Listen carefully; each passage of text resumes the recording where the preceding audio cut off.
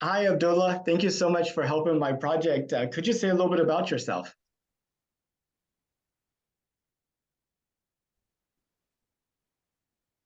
Uh, Hello, everyone. I'm very pleased and I'm thankful to Nathan for calling me to his show.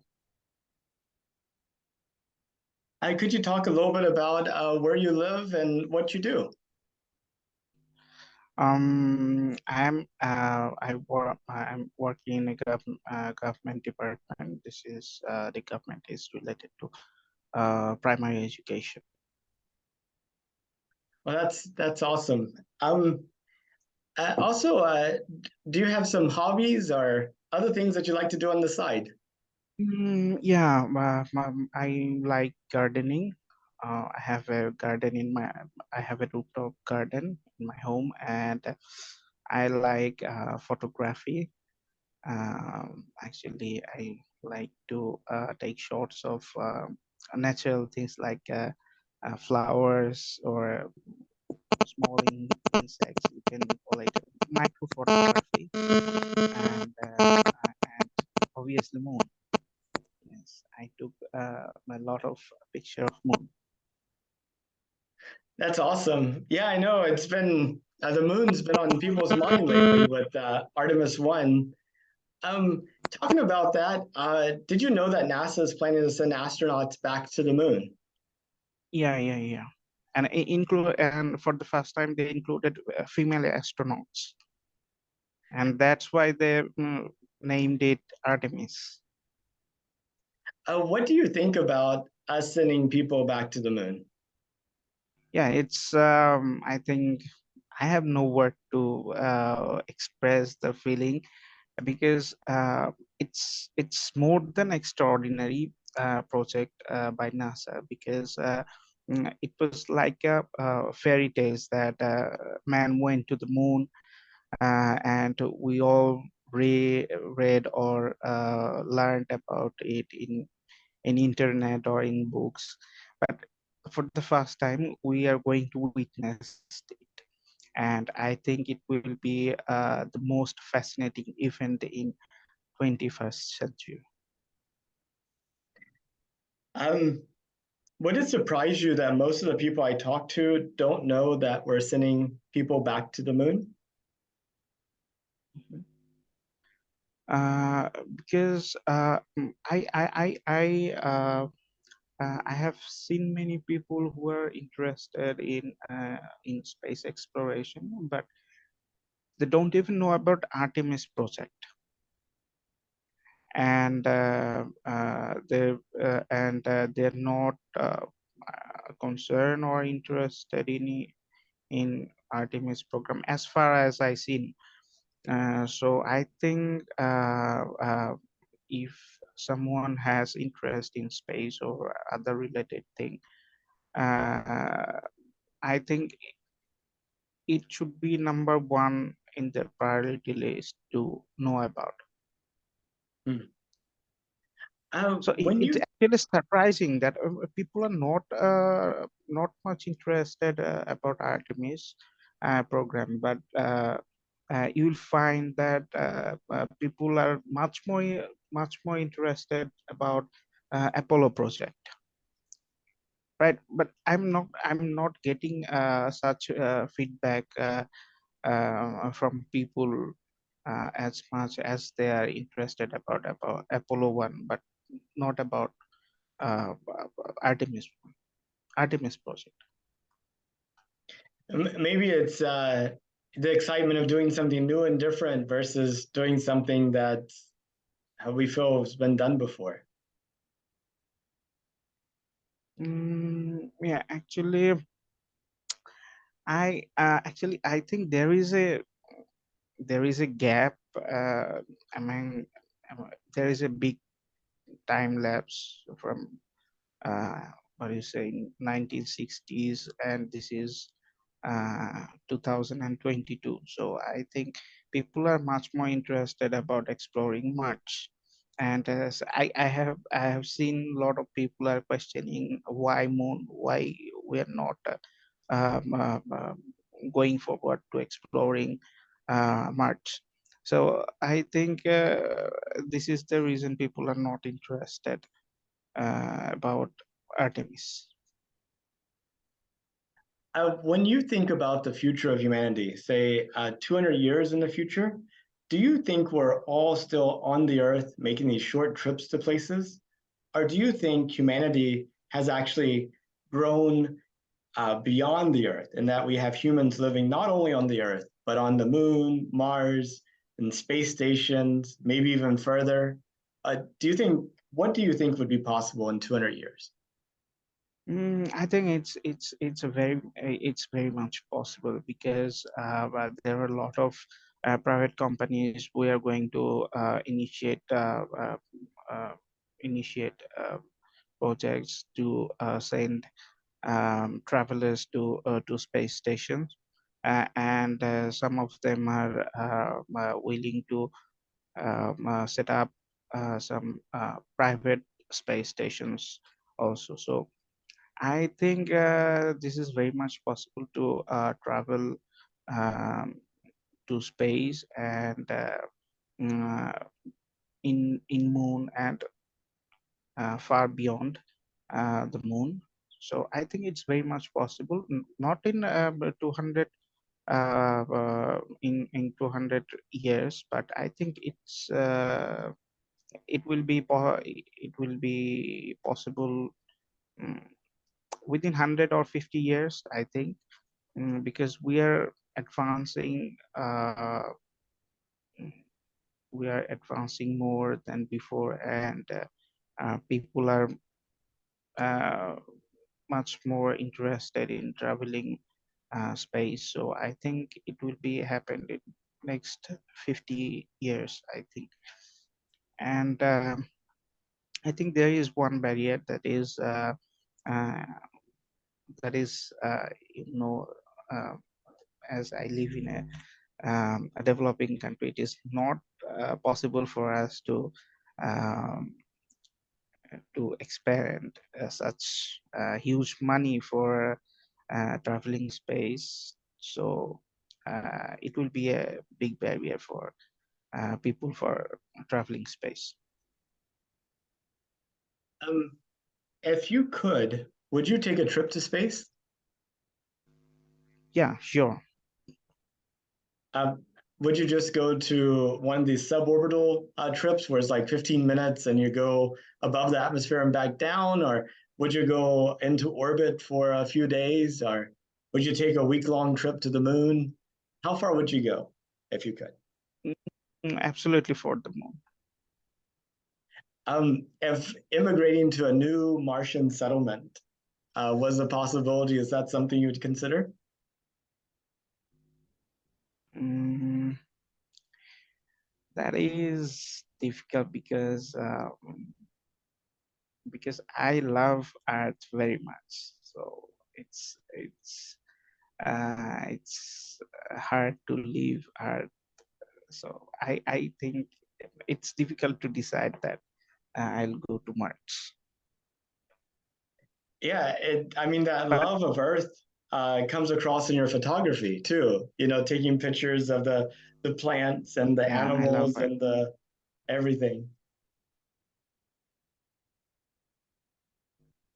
Yeah, you don't find the such diversity in any other planets or in any other celestial bodies. So it's very hard for us to leave the world.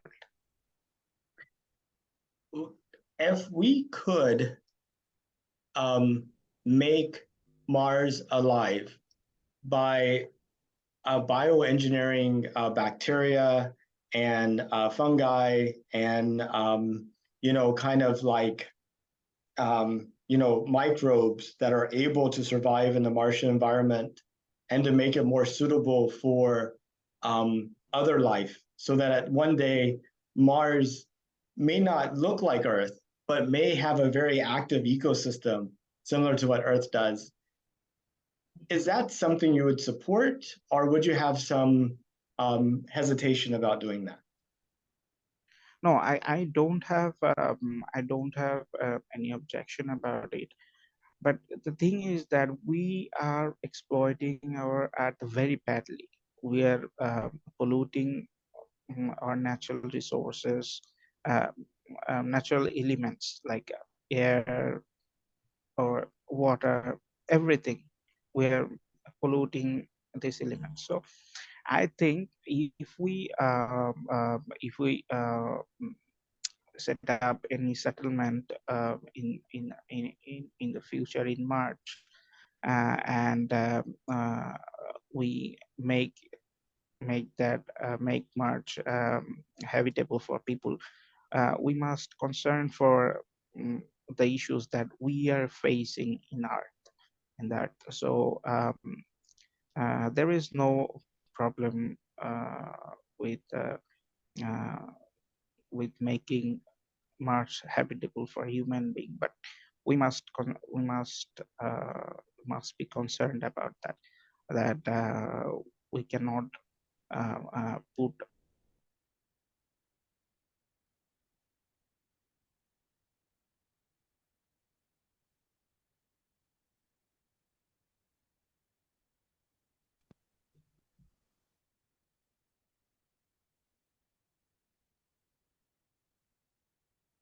Hello, Abdullah.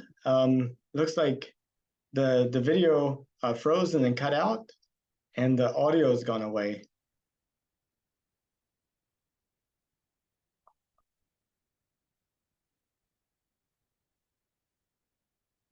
Can you still hear me?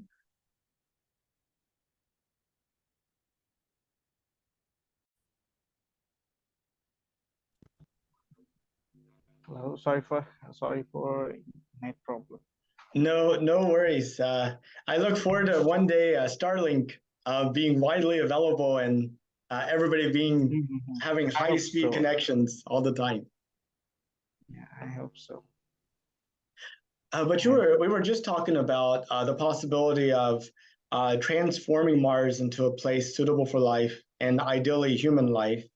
And you were discussing about um, why you think that's an okay idea. sorry, I can't hear you. It's again the net problem. Oh, no worries. I was just trying to remind you where we were in this discussion. You were discussing about you being okay with the idea. Yeah. About making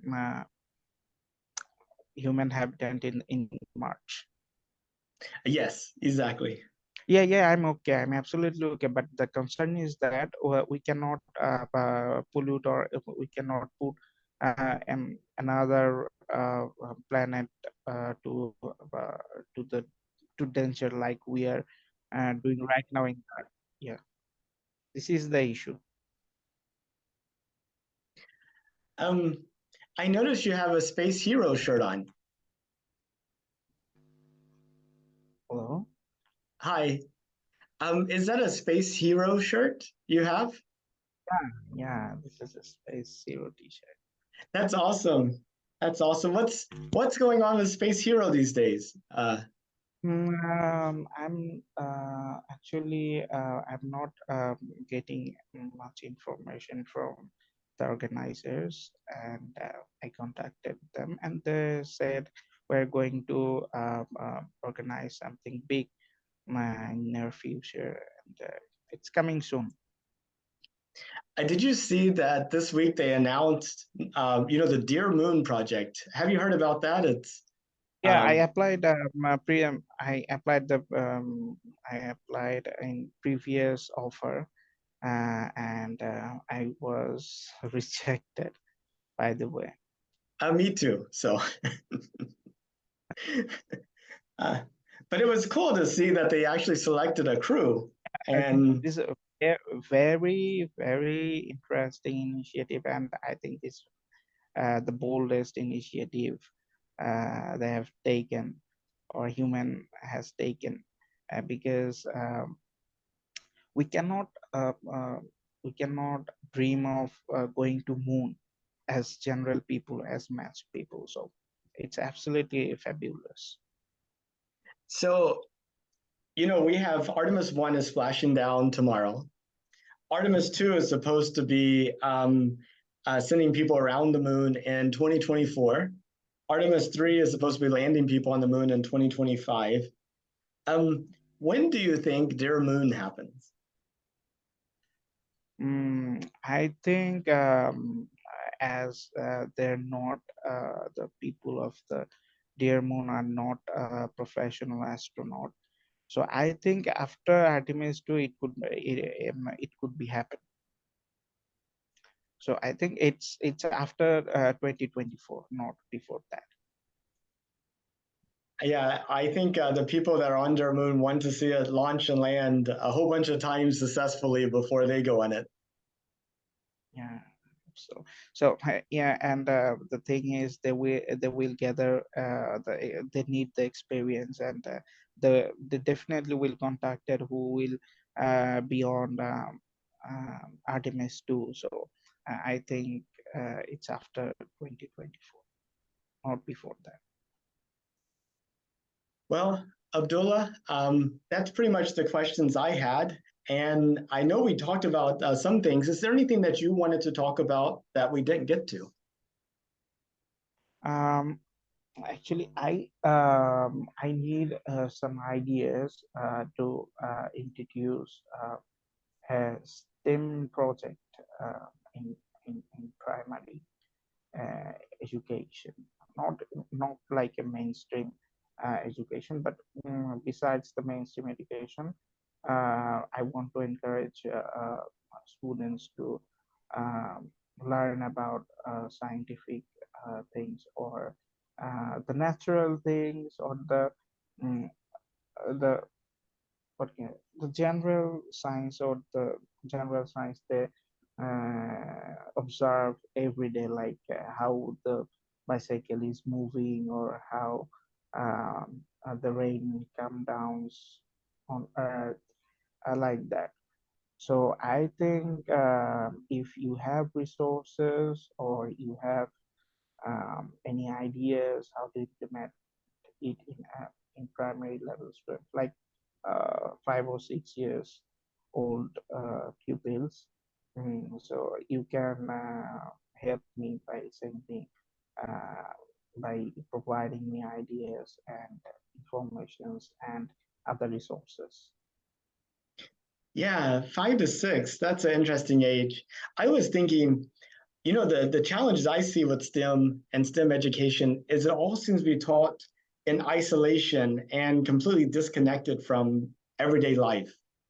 And I personally feel that students would be way more engaged and get way more out of it if it affected their lives more. Like, instead of just like learning about plants growing, what if they actually had to grow their own food and eat the food from the things they grew? Then they would really have kind of like some type of connection with what they're doing.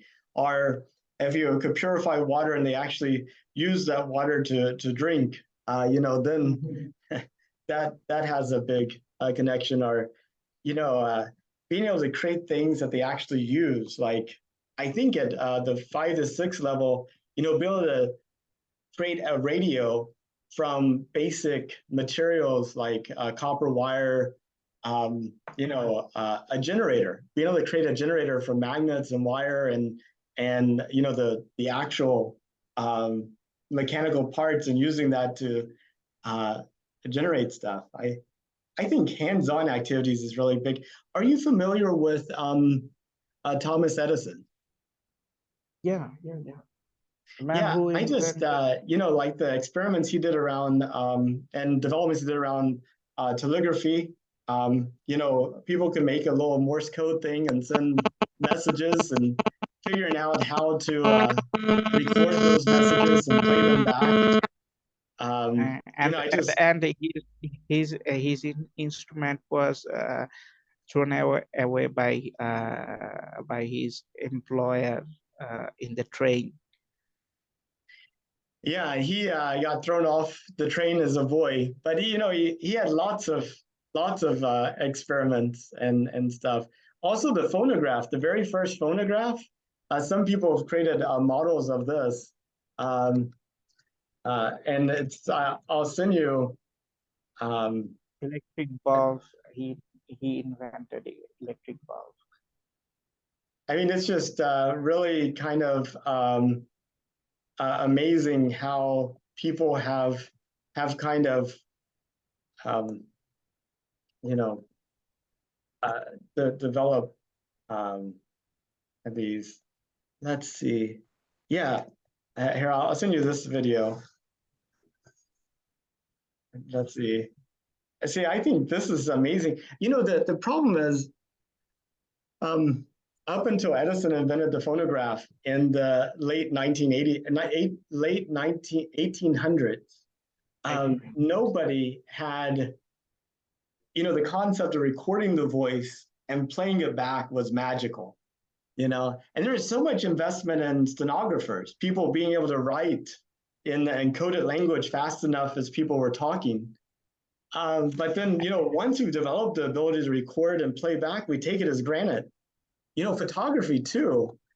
Um, there was a point before photography where, uh, we had mirrors, and people would actually take mirrors on trips and kind of show the images through the mirror and then bring it back and like, hey, this mirror reflected this image of this important thing, and it's kind of goofy. There's this great book. I don't know if you've heard of it, but it's How We Got to Now.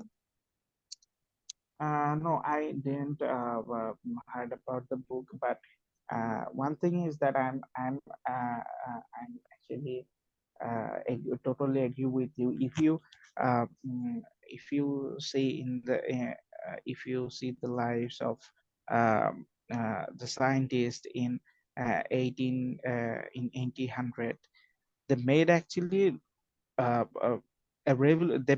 made a revolution in the earth. Like we are living in the modern age. We have electricity, we have machineries, we have a lot of things, and that was actually and all these things actually invented in early 80s or in early 90s. So that was a center period, I think, center period of inventing the modern age. Alva Edison and Newton, um, uh, Graham Bell. mm, you can name a lot of scientists who actually made the base of the modern age that we are standing on now. Yeah, there's this book also called The Idea Factory that talks about Bell Laboratories, and a lot of the um, a lot of the um, innovations that we attribute to the Apollo program, such as the miniaturization and telecommunications and microchips and all that things.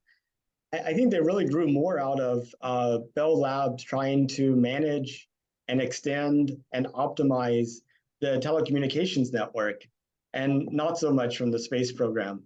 And um, it's just really interesting listening to this.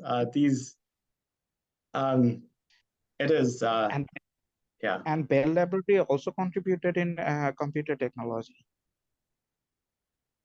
yeah, And exactly.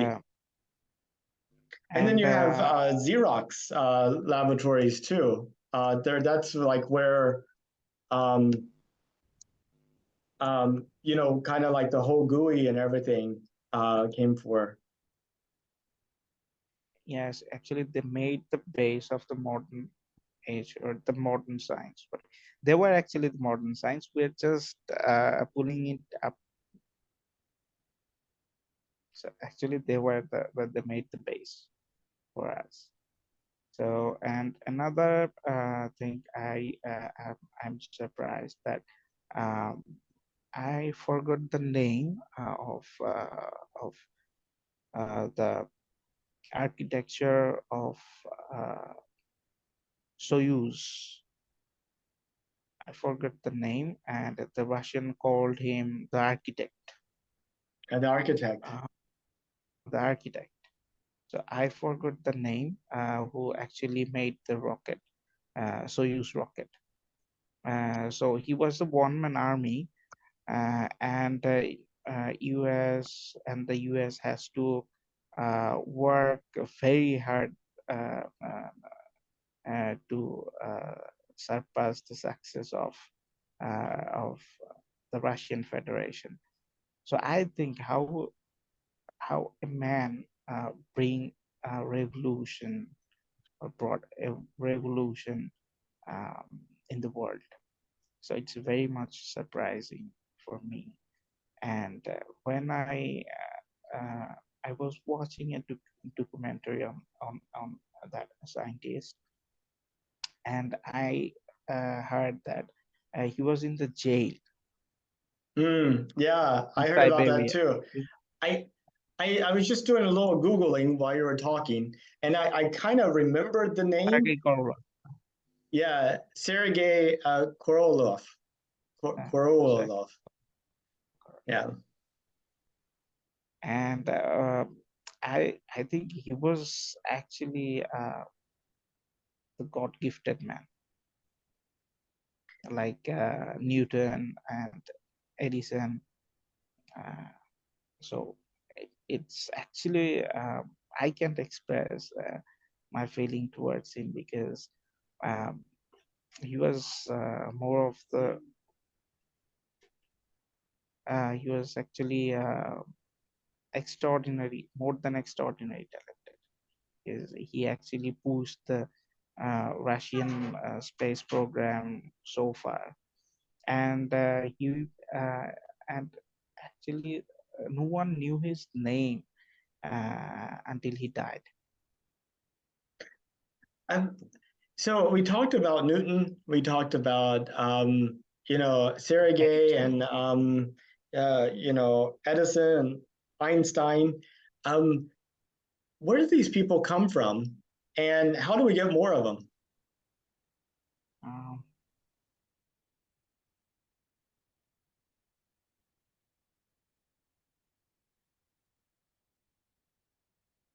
Hello. Hi. Oh, and if you don't have more time, I understand. We could leave it off here if you want. No. You can continue.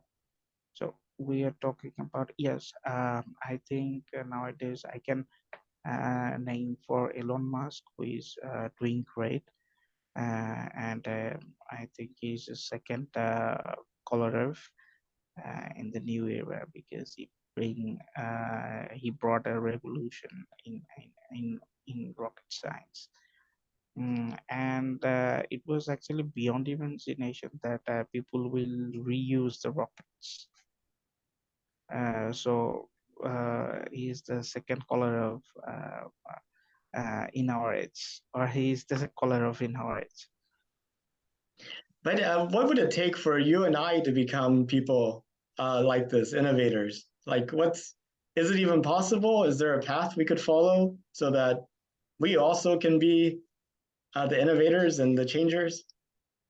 Yeah, it's very much possible. We can contribute in local levels or in national levels or even in international levels.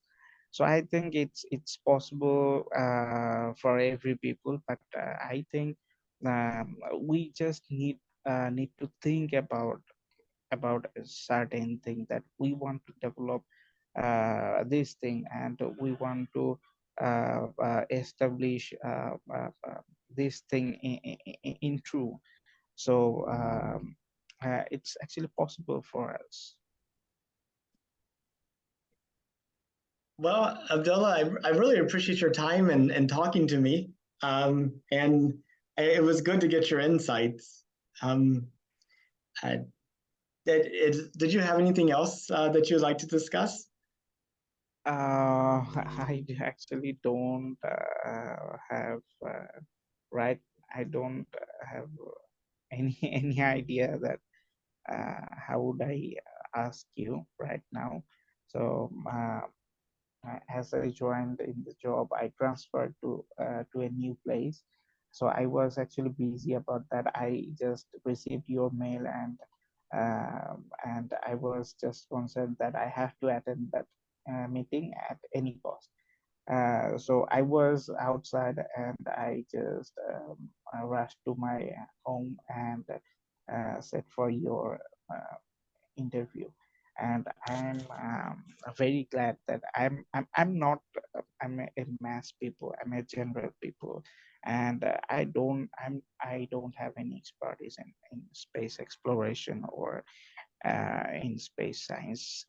But you are taking my interviews, and that's a great privilege for me.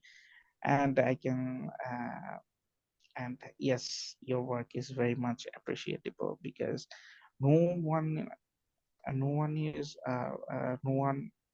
asking about that what general people think about, and or what the general people know about space exploration.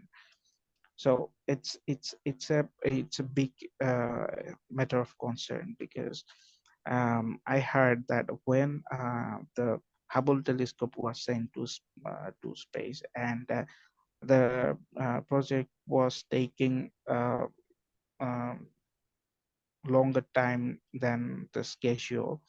So people were started questioning. Uh, so people started questioning that is it actually feasible or not to send a telescope in space. And um, finally that was happened. And then you see, when the Webb telescope was sent to space, people was very much excited. And if you compare that with Artemis project, I think people were much interested about sending a another um, um, cutting edge telescope in the space than Artemis project. So I think if you make this type of interview, and people will see that, and they will start thinking about space. And one day we'll find many people that they will mail you that take some interview of me. I have some ideas. I want to say something. I want to express my thoughts on exploring space. So I think it's an extraordinary privilege for people like us. And I saw many people who made podcast or take interviews from distinguished person of space industries, but they're not concerned about what general people think about space exploration. So we actually saw the videos, or saw the we actually see the watch the podcast or the videos, but we don't have any thing to express. We don't have any way to express. And you the people, you the man who made a platform for us, for the general people. So a very big thank you for you for taking such initiatives. Thank you so much, Abdullah. I really appreciate that. And I hope that someday people 100, 200, 300 years ago look at this video of you and me talking and get a better sense on what this time was like, and kind of how their future got developed. uh, there is another thing that you are living in an advanced country or in a developed country, so people are more or less concerned about science and technology or space. But in the developing country, we have a worst we have the worst situation here, because let me share a, share an experience with you. In 2008, our country sent uh, the very first satellite of our own in space. So people were questioning about it. What is the outcome? What would we do with this satellite? Right?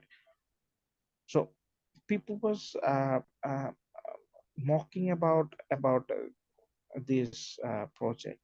What would we do sending a satellite in space? So so think about it, in the 21st century, we cannot even think about sending a satellite in space. So the reason behind it, we are not talking about it. We are not making any consciousness about the space, or we are not involving people in space education. So this is a big lag in developing countries. And I applied in International Space University, in, which is situated in France in 2000, in late 2017. And one of my friend asked, what would we what would you do studying there?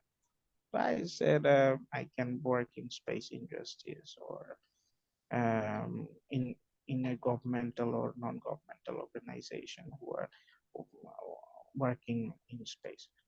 So that man told one of my friend that he is going to be a sweeper in NASA. That was very humiliating for me. He's going to be a janitor in NASA. So I think I could not forget that insulting word I heard from from him. So, and after that, I could not attend in ISU, but I didn't leave um, the chance to work in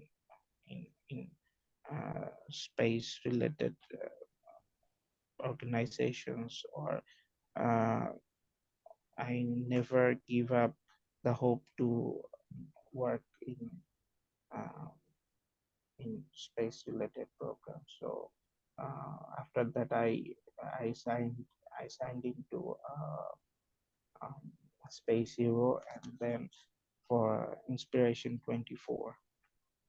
So that's it. Uh, my journey is continuing for space exploration. I think is just beginning. I mean, right now space seems so far away from all of us, but once the Starship gets developed and it's flying multiple times per day, and they're making, a couple of them per week, I mean, it's going to completely transform what we think about what's possible and not possible.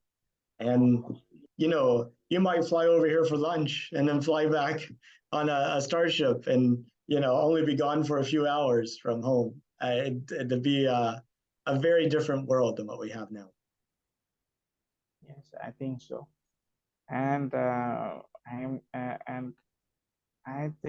hoping that the Elon Musk will make it work very soon, because as they have a mandate, SpaceX has a mandate to uh, to travel to Mars. So when the Artemis project would be successful, they will go for Mars, and Elon Musk must do that. They must uh, make the Starship work. I hope so. Well, Abdullah, I look for the day whenever we could both fly Starships. Yeah, I hope so. I'm very much excited that I can fly with the broad-minded people like you, and I know you. I think you know Andrew of Space. Yes, Absolutely. and Yeah. He and I are both volunteers at Space Center Houston, and I have this North Houston Space Society group, and he's coming to speak today at our group. he's a very active person. I have never seen such a person who are so much interested about space. I've never seen, and he's working very hard for the people like us. Yeah, organizing worldview flights so we get above, well, up into the Yeah, stratosphere at least. You can yeah, then. and we need more people like Andrew and you, so that we're not going to space. At least we can make concern, make people make concern about space among the people, and we can make and revolution in the world, like people are more, so that people can know more about space, and mm, they can make a movement to make space accessible for all. Sounds good. Well, Abdullah, thank you again so much. And I hope Thank you you. have a good rest of the day. And I look forward to staying in touch. Yeah, sure. Thank you very much. Thanks for inviting me. Thanks a lot. And it's one of the uh, great scope for interviewing with you, because it's a great moment for me, one of the greatest moments for me in my life. I really appreciate that. Well, best wishes and talk to you soon. Get up to you soon. Thank you. Bye. Thank you very much.